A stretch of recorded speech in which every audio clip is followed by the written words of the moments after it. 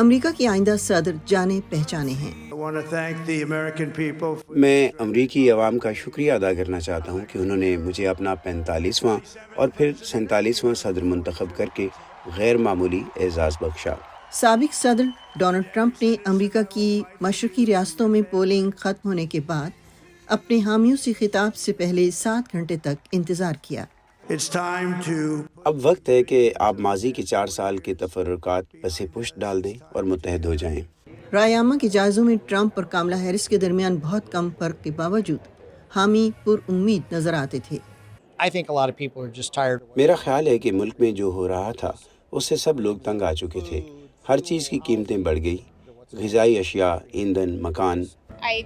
مجھے ٹرمپ کے دور میں گزرے 4 سال پسند تھے اور مجھے امید ہے کہ ہم وہ واپس لا سکتے ہیں۔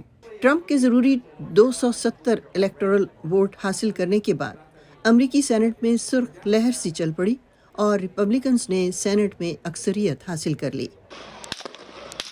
یہ ایک شدید طویل انتخابی مہم تھی جس میں ٹرمپ قاتلانہ حملے کی 2 کوششوں میں محفوظ رہے۔